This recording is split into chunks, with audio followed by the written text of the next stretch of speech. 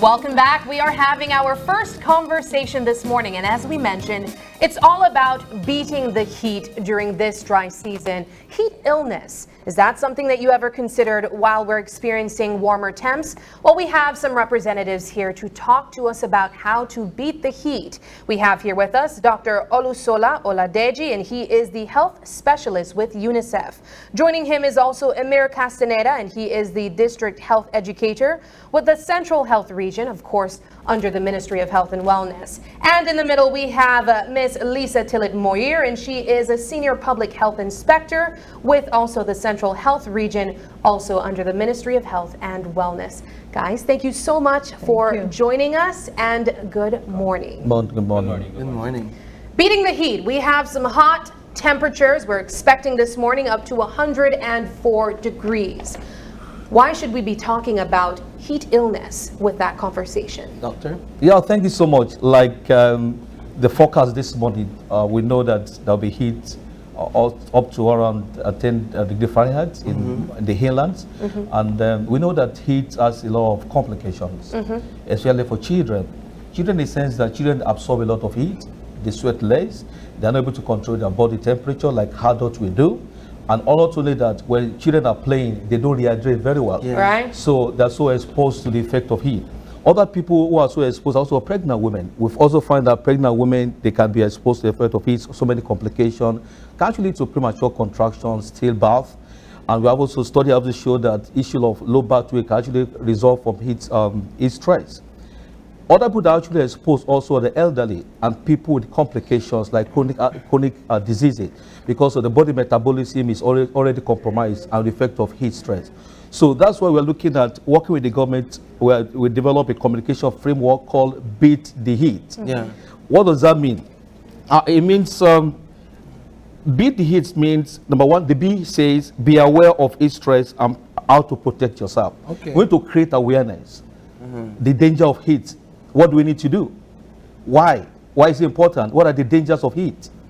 And then we need to ensure that the next one is easily identify the symptoms. What are the symptoms, common symptoms of heat stress? And then what are the appropriate action to take immediately if there's heat stress? And then if it cannot be resolved at home, what tests can you do? The last one is talk about T. You take the person to the hospital for better services. So what we'll be working with the government is to train health workers, train teachers, educate mothers in the communities, and this is what we'll be doing, rolling out this communication framework called Beat the Heat. So let's break down the beat. Yeah. Yeah, let's get to the beat, right? Yeah. So we said B is to B talks about be aware of heat stress. heat stress. What's heat stress? Heat stress is excessive heat. Okay. When you have excessive heat and your body system cannot control, normally there's a way when you get exposed to heat, there's a way your body system can control it. It gets to a level where your body system cannot control it, and then you become stressed because of exposure to heat stress. And like I mentioned, adults are able to maintain control much better than children. There's some people that find it more difficult to control the effect of the heat they're exposed to. So they become stressed. So that's what called heat stress. Become stressed because of the effect of heat, and the body system cannot be able to control, because if the heat is also overwhelming. We are talking about heat of 110 degrees Fahrenheit. It's quite overwhelming. Yeah. And when people are walking in the sun, maybe children are running, they become more exposed to it, and then they can become stressed because their body mechanism may not be able to control the effect of the heat. Like I mentioned earlier, children, more important, they are more exposed because they absorb more heat. They sweat less. They don't have enough capacity to manage the heat. And then when they are playing, they don't rehydrate. So they get more exposed to heat stress than other people. So that's the B. And then the E is to... B is to easily identify the symptoms. There are common symptoms of heat stress. For example, fever, dry tongue, dry lips, sometimes dizziness, sometimes can be get to level of heat exhaustion, heat stroke, fainting, collapsing, heat cramp, body cramps, dizziness, things like that. Those are some of the symptoms that people can know. I feel fainting when you get exposed to heat. Yeah. So those are some of the signs, basic signs and symptoms of heat stress. And the A? A is what we need to do. Like the person was this morning when we talk about the forecast, he said make sure you rehydrate. take enough water, take adequate water, take enough water. More importantly, when you get exposed to heat, what do you need to do? Take enough water, try and be under the shelter, under a cool place. Not everyone can be under the AC, but try and be somewhere. If you are working out, make sure you don't work out so much in the sun. Right. Take time to rest as much as possible. So that's some of the things you can do. And then we also have water in your house. But we discourage actually taking, if you get stressed, we discourage taking coffee or caffeine or alcohol, because they actually worsen it. Because when you are sweating, you are not just sweating, just a sweat. The sweat adds some salt, sodium, some of the electrolytes in the body being exposed, being released. So when you are dry, when you are hydrating, it's better you take water and water and water, and not alcohol or caffeine as much as possible. So if I'm experiencing some symptoms, and I go into the store and I see this cold bottle of Coke that has some caffeine in it as well, or if I decide to stop at a local restaurant and bar and buy a cocktail with a lot of ice in it, but it's alcoholic. We discourage it as much as possible. We'll encourage to take more of water and water and water alone, not with caffeine or not with alcohol. It's better as much as possible. And then the tea, the tests. The tea is to take to health facility. Sometimes the person collapses. And you are taking, the person collapses, the person might need to be referred to the health facility, might need to be hydrated, you need to put IV fluid or something to rehydrate the person. But as much as possible, if we take action on time, the chances of the person being referred might be minimal. But if there's a need, somebody collapses because of heat stress, please, that person should be taken to the nearest health facility for appropriate rehydration as much as possible. Yeah. No, I'd like to bring Mr. Castaneda into the conversation. I think that this structure, BEAT, B-E-A-T, it's so simple to understand. Tell me a bit about how this information is being spread across and shared to the wider population. Yes, good morning again. I come from the Health Education and Community Participation Community Engagement Unit in the Ministry of Health and Wellness, which we call HECOPAB. And we work very closely with UNICEF, partnering, and we have embarked on campaigns, Beat the Heat. So we have participated in the health fairs, right? In the expos. Recently we had our nutrition school expo at the city center about a month and a half ago, and we had the Beat the Heat booth there. You know, we are educating the children, the teachers on Beat the Heat, the preventative measures, and the steps, the BEAT, as Doc has mentioned. We also have a cadre of community health workers in every community who are doing their home visits on a daily basis. So they are also educating the people who are inside the homes, being the older folks, being the mothers with kids, or the pregnant mothers. So these are the more vulnerable population, and we tell them about the heat. We warn them. I mean, it's a risk communication campaign that we are also working on with them, so to prepare, right, to know what the heat brings about. So, and we, of course, we also develop our posters and very basic information on, I mean, drink water, or you wear your hat, wear loose clothing, light colored, you know. So all these things are what we are preaching very easily, so that people understand. How prevalent is this issue in Belize? Heat illness. Like you know, globally, it shows that 1 out of 3 children are exposed to heat stress. If you know, Belize normally has 2 seasons. Yes. The dry season between November and May, and the cold season between June and October. But because of what is going on, because of global warming, climate change, things are changing. You also notice that the dry season also extends now to the wet season, especially those in the hinterlands area. So it's quite there. We don't have enough study to show this is what is going on, but we have seen instances and anecdotal evidences that show things are happening. We have instances of maybe students collapsing in school, all those things like that. But we need to create more awareness so I can get more evidence what is going on. But this is not different for other countries. Every country is facing the issue of global warming, climate change, all those issues like that. So we know it is existing. And that's why we're working with the government of Belize to roll out this campaign of beating the heat. But I think one other thing we're also trying to see is because, for example, I know government of recent developed what they call the shelter policy for hurricane. I also feel that, for example, in a community, when there is, or a school, when children are exposed to heat, all those things like that, we need to start thinking about, can we begin to look at, is there a structure that can be constructed in school? So that when the child is exposed to heat, stress, or has the signs and symptoms, apart from rehydrating the child can move to a very cool place. Not every house will have air condition. Right. Can we start looking at in the community? Can we have a structure in the community? Can we have a structure in school? One, two, or two room in school that's well constructed, that is in such a way that it has some cooling effect as much as possible. So I think we should start looking into that as much as possible along the line. Also, another thing we're trying to think about is, can we begin to support the effort of the government to develop what is called maybe a national policy, an action plan on heat? But government alone cannot do that. It involves everybody, private sector, everybody to come together. What do we need to do, especially the inland area where they're exposed to issue of heat stress as much as possible? That will tackle it on a national On level. the national level, because government, all sectors involved. Everybody comes together. Everybody comes together. Government alone cannot. It's not just about Ministry of Health. It's Ministry of Infrastructure, Ministry of Education, Ministry of Public. So everybody comes together. The private sector. How do we protect everybody from the effect of heat stress as much as possible? Not everybody will be privileged to work in a air-conditioned room or air-conditioned offices. So what happens? What do we need to do? What structure we need to play? What kind of shelter can we provide in schools, in communities, in markets, in parks? So people can come, I get so much heat, can I come in briefly for a few minutes and cool off as much as possible?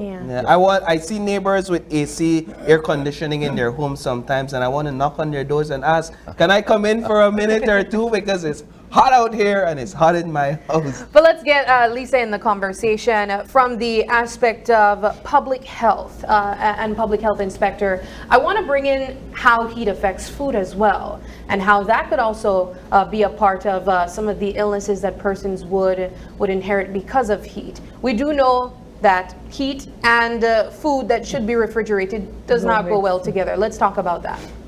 Well, good morning. Thanks for being here. Yes, and especially with the Easter coming up and the children are out of school, starting from the homes, you have to limit the number of times that you open your refrigerator and how long. I mean, if you know you're going to be preparing a meal, you open the refrigerator for one time and you take out everything that you need, put it on the counter, and you have everything there. You close it back until the next time.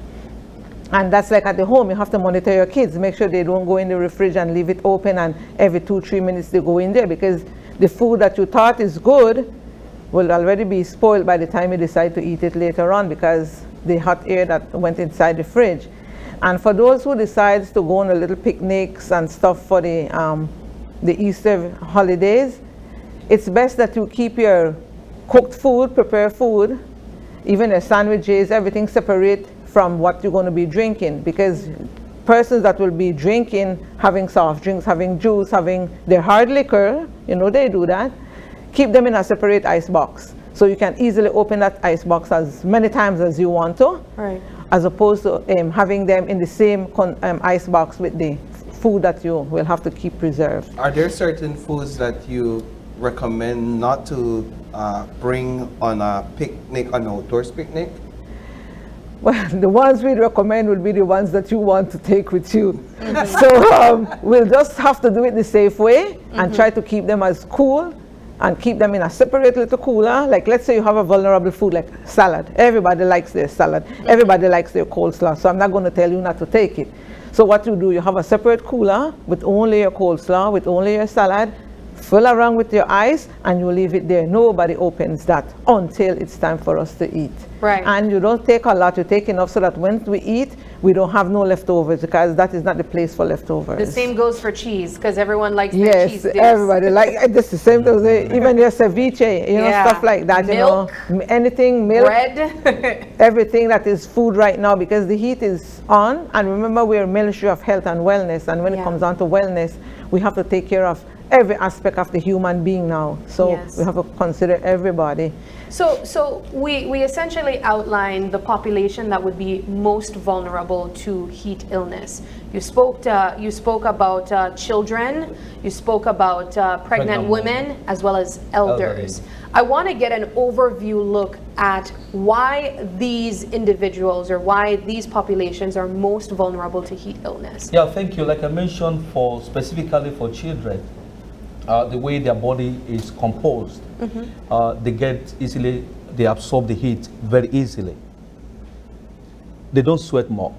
Because when you sweat, you release some of the stresses, but they don't sweat as much as others will do. And then, like I mentioned, that heat stress occurs when your body system is overwhelmed to handle the heat. Children's body system, because they have high metabolism, because the activity they have high metabolism. Because of that, they are more exposed. They cannot regulate heat as much as adults will do. And they don't rehydrate more often like adults. Pregnant mothers also, they carry baby, there's high metabolism taking place. There's so many activities taking place. There's the effect of hormonal issues taking place when the mother is pregnant. So it actually exposes them to effect of heat as much as possible. And that can lead to premature contraction. It can lead to stillbirth. It can lead to all kinds of things. And studies also have shown that also affect the baby itself. Most of the baby can come out with being low birth weight as much as possible. Simply because of heat? Yes. Wow. Yes, that studies shown that. And the same thing is that the elderly people, the body system is already compromised. At that age, it's not also the system, the electrolyte, the system is not as effective as the younger population. So they are more exposed. Other people that are more exposed are people who have chronic diseases, people who have liver disease, heart diseases. Because when you have heart disease the body system is already compromised. The capacity of the heart to beat very well is already compromised. Now with the issue of heat stress, because when you are stressed and like I said, when you are sweating, you are losing the electrolyte. And then they cannot be able to immediately replace those electrolytes being lost. So those people who have chronic diseases are also really, really exposed than every other person. So those group of people that are very vulnerable, and studies have shown that the effect of heat stress is mostly on them, and it can actually lead to death. Are there certain clothing I should consider when I'm stepping out, or certain items I should be equipped with when I'm stepping out into the heat of the day? And I know it sounds like I'm stepping out into an apocalyptic world, but are there things I should consider when I'm stepping out? Yeah, in regards to clothing, as I mentioned earlier, I mean, the color, like white color is the best color. Light color, light too, not too heavy, not too tight, loose, right? So that the air circulates inside you, and that allows us, of course, your water. Always have your water. I mean, I think we are entering into that culture now. I see everybody with their water Stanley bottles, cups. or wherever they're going, and that is good. And that is good, yes. And water, yes. No, You have we to stay avoid- hydrated. Yes, avoid alcoholic beverages, avoid coffee, tea, and all these things, because this makes us generate more heat in our body. And one thing that also when you're having lunch, having heavy lunch, if you're outside there and you're playing volleyball or swimming or whatever activity you're doing, just hold on for at least 1 hour after your lunch, because your body is digesting, so it's working, so it's generating heat. So just allow it to cool down for 1 hour, and after that hour, you're good to go. And then I think our parents did tell us about that. Yeah. That's an interesting tip. Yeah. When you say But it ignore makes sense, yeah. Don't go and swim Uh-huh. until your food finished digesting, Right. and you keep nagging. Yeah. 5 minutes later, And we is it didn't time know yet? why, but Yeah. our Yeah. body is working, so Wow. yeah. I want to go back to Dr. Oladeji, because you spoke of some of the more severe cases of heat illness. It leads to death. What are the signs that you should follow or you should look at that would indicate that this is a serious case of heat illness and the person needs to be transported to a hospital, versus just placed in a cooler area and be hydrated? For example, when somebody starts fainting, that sometimes heat stress can lead to fainting, can lead to dizziness. People can actually collapse. People can also have seizure disorder, convulsing, all those things like that, because of the effect of the heat stress. So at that point in time, apart from cooling the person, rehydrating the person, that person will need a medical attention. Not only that, if a pregnant mother is contracting, premature contraction, of course, it has to go to another health facility. There are things that can be done to actually reduce or prevent to reduce the contraction so that it doesn't go into early premature delivery as much as possible. So in such instances, mothers or individuals who have fainting spells, or feel dizzy, or have collapsed, or have seizure disorder because of the effect of heat, they need to, apart from cooling them off, they need to be referred to the nearest health facility for appropriate intervention. Right. Well, I'll give you the opportunity to share any final words as we talk about the Beat the Heat campaign. Yes, some tips on public health. Like if you go shopping, you pick up your cold stuff last. You go to the store, you know, some people, they're going to be talking to everyone in the store. Yeah. Make sure you go to the cooler lastly, so that your cold products and your cool products will remain that way while you're getting out the store. And like Mr. Emir says, wear light clothes. At home, if you have something to do in the yard, a lot of people is into gardening right now. You make sure you wake up early in the morning, do your gardening before the sun starts shining. And just look out for each other. Check on your neighbors, take care of people that you know.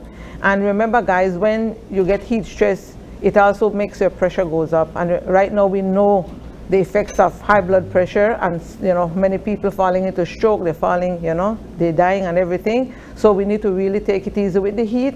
Keep drinking your water, and have a very good Easter. All right. Well, thank you guys so much for stopping by. Yes, you have? Yes, and also for the babies 2 years under, even the older persons, sometimes they do not express if they are thirsty or they are dehydrated. They won't say it, so we have to look out for the signs, especially the babies. So we as parents, as guardians, we have to look out for these and ensure that they are not into heat stress. Yes. Yeah. All right. Well, thank you so much for stopping by and reminding us why we should stay hydrated, and of course how to fight heat illness this dry season. All right, we're going to take another quick break, and keeping on the topic of Easter and sunny, we'll be talking about the hot deals from Cellular World when we come back. Stay with us.